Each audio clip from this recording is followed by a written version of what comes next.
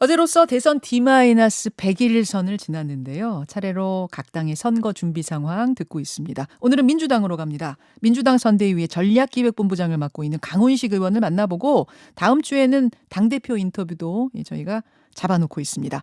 강훈식 본부장님 어서 오십시오. 네, 안녕하세요. 굉장히 바쁘시죠? 네, 많이 바쁘네요. 와, 제가 원래 우리 고정 패널이셨다가 네. 오랜만에 오늘 얼굴 뵀는데 네. 얼굴이 많이 상하셨어요.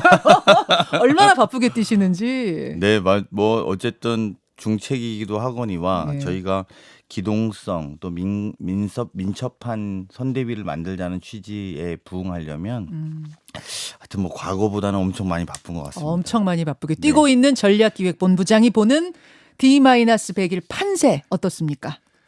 어제부터 이제 동률로 나온 여론조사들이 조금씩 나온 것 같습니다. KBS 조사 좀 보여주십시오. 유튜브와 레인보우로. 어제 이제 여러 개의 조사가 일제히 쏟아졌는데 네. 대체적인 흐름은 윤석열 후보가 약간 앞서는 네, 결과가 많고요. 그렇습니다. 밤에 나온 KBS 조사는 정말 놀랍게도 소수점까지 똑같은 35.5%. 요거 조사 개요 좀 보여주십시오. 예, 그렇게 그래서 나왔습니다. 뭐 조사가 어쨌든 저희가 좀 따라가고 있는 추격하고 있는 양상인 것 같고요. 그래서 뭐 저희는 아직까지 여론조사에 대해서 일희일비할 만한 생각은 별로 없습니다만 우리가 반성과 쇄신하겠다, 혁신하겠다라고 하고 선대위를 새롭게 바꾸면서 국민들도 그렇다면 민주당이 어떤 것들을 하는지 좀 더 관심 가져볼까라고 마음을 조금씩 열어주고 계신 것 아닌가라고 생각합니다. 어제 밤에 저 동률 조사 보고는 35.5 동률 조사 보고는 캠프가 좀 고무됐겠어요, 분위기가. 아니죠. 이제 약간 뭐 노무현 대통령 후보를 당시 그러니까 대통령을 빼고는 나머지 D-100일 전에 이긴 사람이 이긴다라고 하는 예. 그 통계가 여론조사의 있죠. 통계 같은 것 때문에 예. 야 우리가 뭐 어떻게 되는 거야 이랬다가 이제 또 동률이 보고 자 이제 시작이다 이렇게 마음을 다잡는 계기가 됐습니다. 저희가 고무된 것보다도 아하. 자 이제 제로 베이스에서 100일 동안 열심히 해보자 이런 정도의 마음을 다잡는 계기는 됐습니다. 골든 크로스도 곧 벌어질 수 있다고 보십니까? 네, 저희는 올해 안에 올해면은 이제 한 달 12월 남았는데. 예 그렇습니다. 12월까지 또는 연초에는 새로운 조사 결과를 기대하고 있습니다. 골든 크로스 빠르면 12월 내 한 달 내에 벌어질 수 있다. 그 어제 KBS 조사는 한국 리서치가 11월 26, 27, 28일 전국의 성인 남녀 1,000명 대상으로 조사를 한 거고 이런 분위기 속에서 후보가 호남 일정 마치셨어요. 성공리에 마치셨다고 들었습니다만 조금 아쉬운 건 이낙연 전 대표가 최소한 한 곳이라도 동행해 주시기를 아마 선대위에서는 굉장히 바라셨을 텐데 그거는 끝내 불발이 된 거죠? 아니요, 뭐 사실은 처음부터 제대로 추진하지는 않았습니다. 그러니까 저희가 후보께서 이제 인사를 드리고 호남 방문하기 전에 이런 건 있었습니다만 저희 실무자 차원에서 추진한 건 아니고요. 다만 그 일정 중간에 자연스럽게 후보 부인 그 김혜경 씨하고 우리 이낙연 총리하고 만날 기회가 있을 뻔 했었습니다. 그래서 그거를 제가 한번 방송에서 환기시켰다가 뭐 그런 적이 없다 이런데 그때 제가 말한 것도 이낙연 총리께서 일정은 별도로 있었어요. 영남과 충청의 일정이었고. 그분의 개인 일정이. 그렇습니다. 그리고 그 우리 후보 김혜경 씨 후보 부인 대신 김혜경 씨의 일정이 영남에 있었던 거죠. 그래서 그 뭐 절에서 만날 수도 있었던 것을 제가 환기시켰다가 혹시 뭐 그러면 뭐가 계획이 있는 겁니까? 이렇게 말씀했지만 뭐 그거는 불발된 건 사실입니다.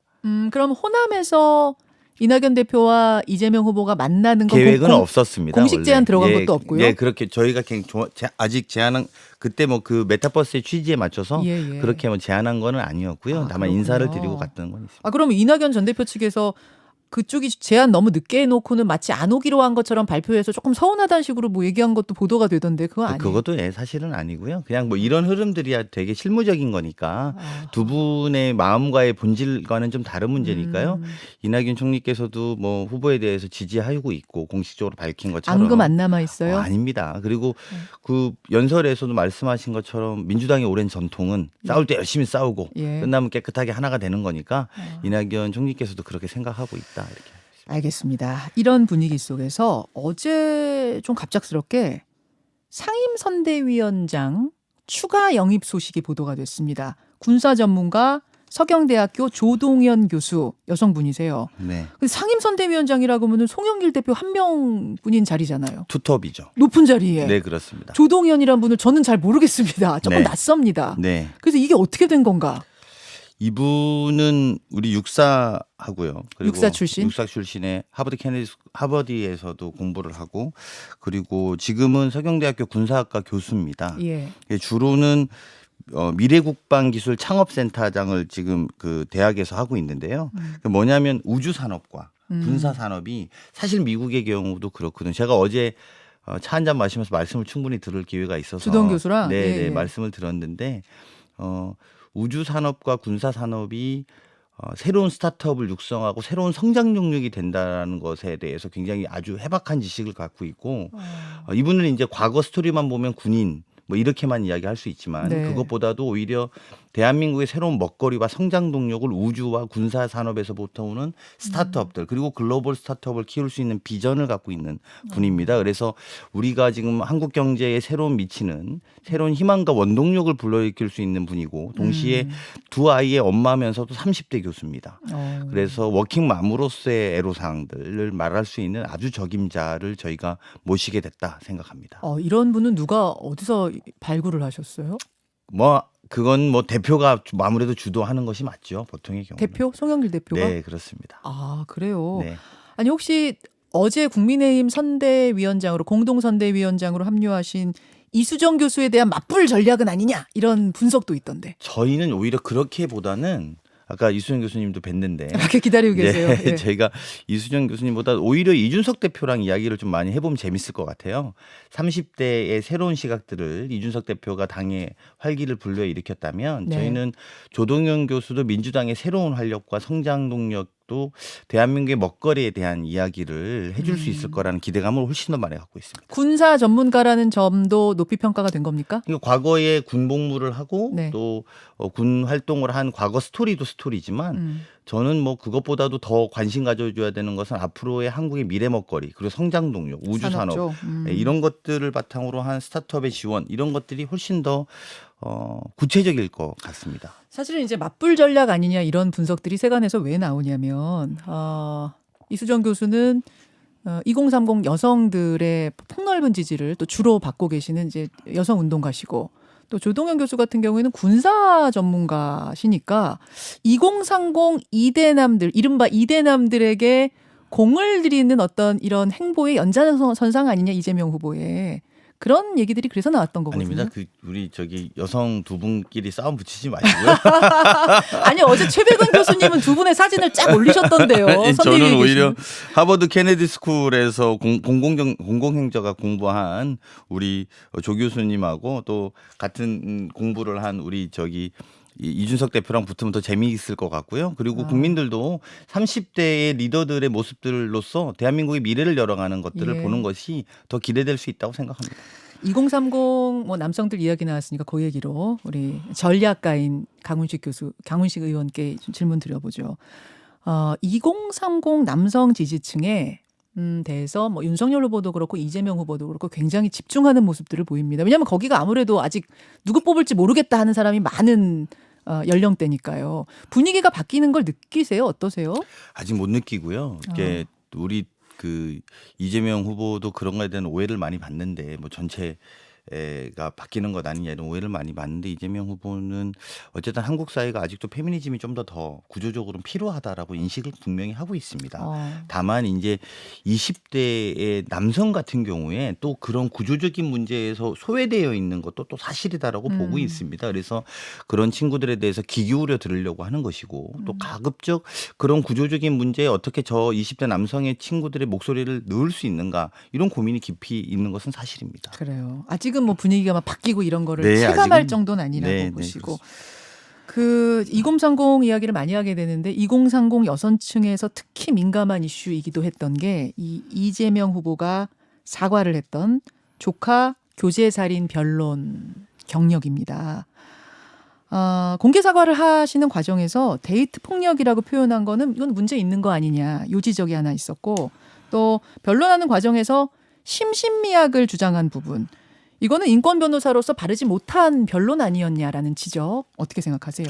제가 뭐 후보가 두 차례 이것과 관련해서 사과를 하셨고요. 그리고 표현의 잘못된 부분에 대해서도 저는 뭐 분명히 있다고 생각이 듭니다. 그냥 후보의 페이스북을 잠깐 한 두 줄만 좀 대신해서 읽어드리면 예. 데이트 폭력이란 말로 사건을 감추려는 의도는 조금도 없습니다.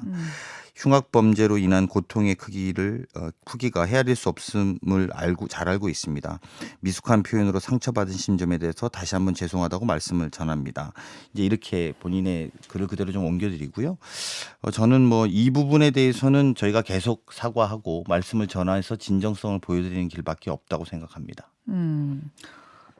뭐 변호사가 변호한 것인데 그걸 가지고 비판하면 어떻게 하느냐 이제 민주당에서는 또 그런 이야기도 하시던데. 네, 뭐 그것도 저희가 할 말은 아닌 것 같고요. 그것도 아니다. 뭐 밖에서 왜냐하면 정치인으로서도 물론 정치인을 하려고 생각을 안 하셨겠지만 돌아보면 변호를 해야 될 것과 또 하지 말아야 될 것에 대한 생각들도 분명히 가질 수 있는 문제이기 때문에요. 그게 본질의 문제는 아닙니다.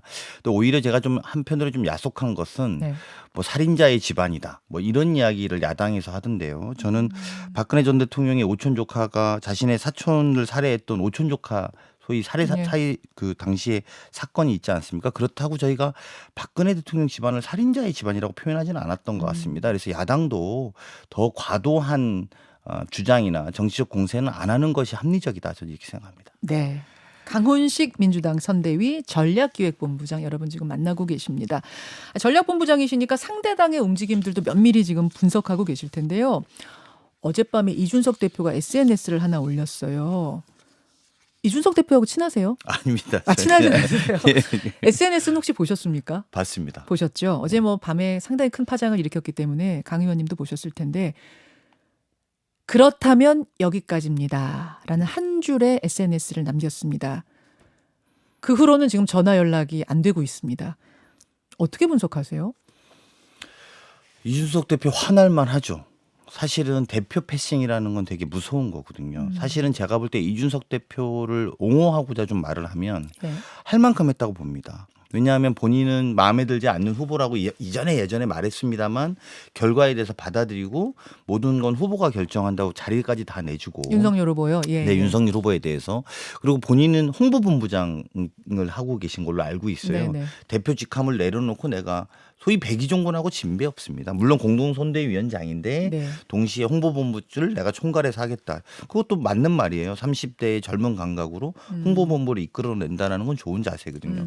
그런데 그런 이준석 대표를 사실상 패싱하는 정도의 상황들이 여러 군데에서 인재 영입이라든지 아니면 지역 방문에 있어서 이런 것들 일정은 저한테 직접 물어보세요. 뭐 이런 페이스북 글도 있었던 것 같아요. 제 네. 기억에.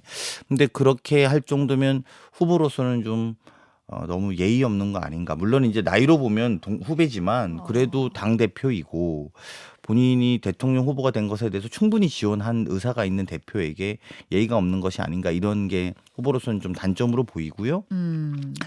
동시에 또 윤석열 후보 입장에서 보면 사실은 본인의 정치력이나 리더십을 못 보여주고 있다라는 단점도 노출됐다라는 겁니다.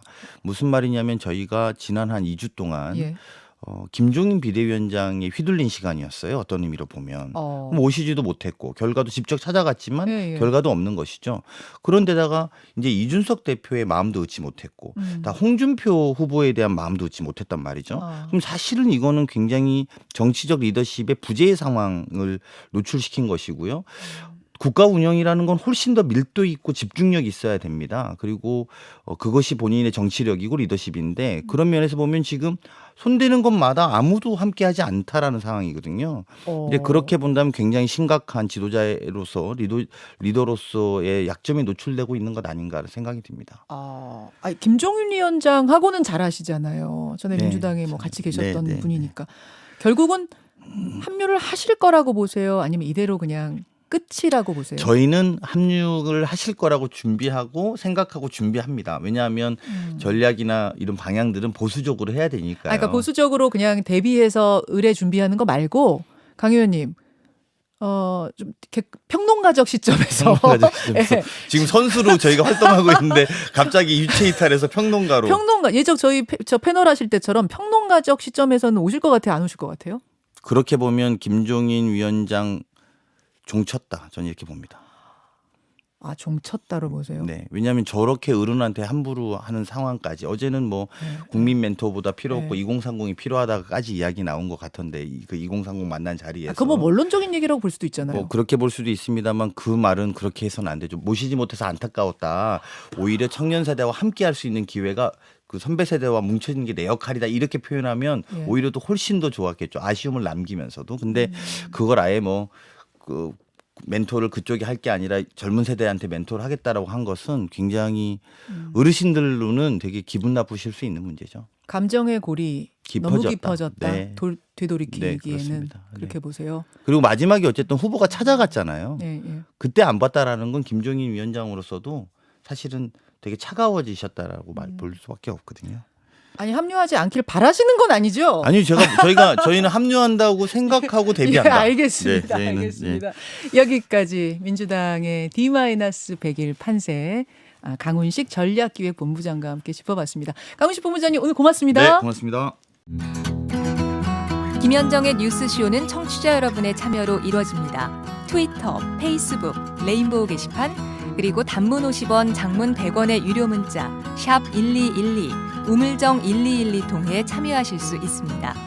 김현정의 뉴스쇼 여러분과 함께 만듭니다.